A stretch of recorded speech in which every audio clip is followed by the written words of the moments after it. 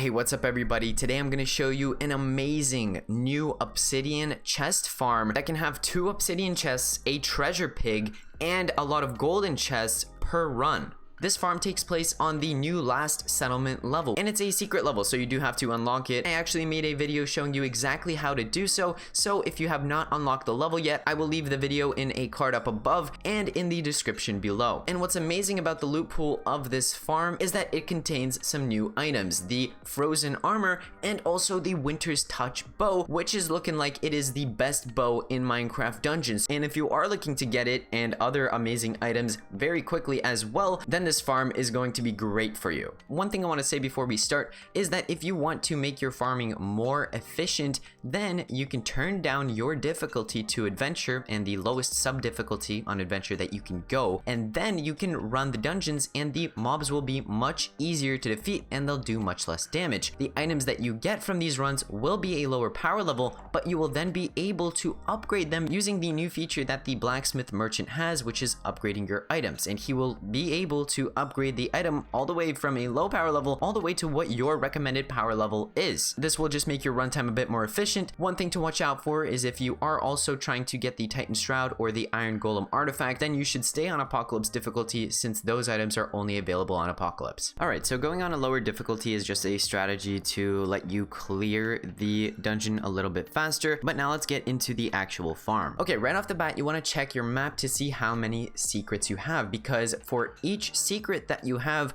that is how many obsidian chests you have. Now, you can have up to 2 secrets and the minimum will be 0. What you want to aim for is to get at least 1 secret because that will make this run worth it. What you want to do is to keep on leaving and then joining your mission until you get at least 1 secret. As soon as you get 1 secret, you start with the run through. It's great if you get 2, but if you get 1, you should start because refreshing the level does take time and you want to minimize that. For the beginning of this run, we are just following the mission, and what you want to do is get to the part where you have to press 3 buttons to activate a bridge, and you are just going to speed through pressing each one of these buttons, and then the bridge will activate and you will be able to cross over. Once you do that, you are just going to keep on following the mission, and you want to activate your mini map at this part because there are going to be some diversions that you can take. Here is a diversion that will always be here no matter what. Now, what will be in it will change. Basically, what you want to do is completely stay away from the golden doors and also the gated challenge areas. The only time where you actually want to adventure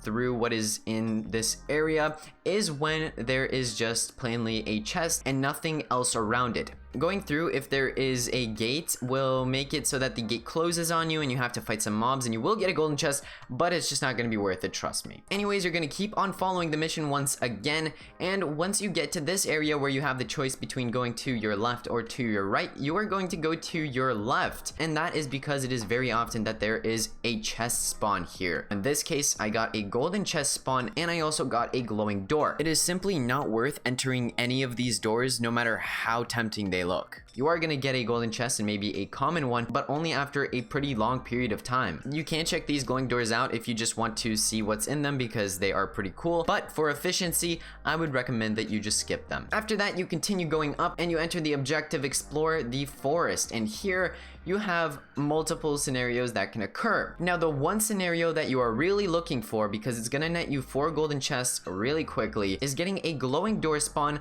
like this. Once you enter the glowing door, just skip past any mobs, follow the same path that I quickly take here, and then what you're gonna do is search for the button that is on the tree. You're gonna press that button, and as soon as you do, the gates are gonna go down and you can enter a elevator, which will also have another button that you will press and go all the way up with. Once you do that, head over to the middle, and there is a chest in this little tower over here, and then you just want to defeat all the mob waves. Once you've done that, a golden chest will spawn up here, and then you can enter the glowing door. This is the only glowing door that we want to enter, and this is going to give us 2 golden chests and some emeralds as well. You could also just get nothing in these diversions, or you could also get a gated type of challenge, which you again do not want to enter. That is going to be a waste of time. If it looks anything like this, do not enter the area. You can just turn back immediately before even going further, because that is going to be a waste of time. Now, as you progress through this whole area, you are going to be wanting to check out all of the diversions, because they all have a chance to have some chests. If there are chests, you pick them up. If there's a glowing door, you leave.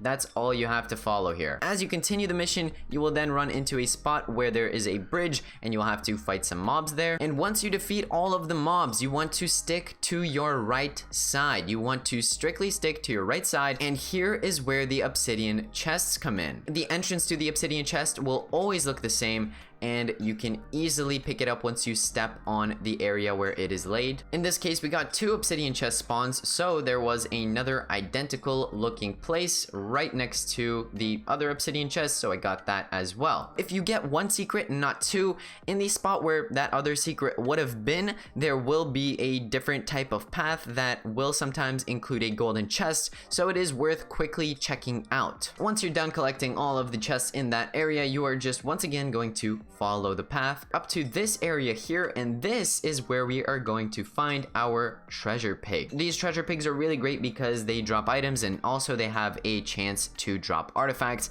and they do have a pretty good chance to drop uniques. Now, after this, you just want to leave the dungeon. You don't want to finish it up. There is a boss fight with the illusioner, but for some reason, the illusioner does not have the drop table of a normal boss. It is not even guaranteed that he drops an item, even a basic one. So his loot table seems to be a mini bosses, and it's just not worth fighting. You don't even get anything after you complete the mob waves either, and it does take a while. So I would just suggest leaving right after you have defeated the loot pig. Anyways, everybody, this new farm is amazing for getting the new Winter's Touch and the new frozen armor. So that's it for this farm.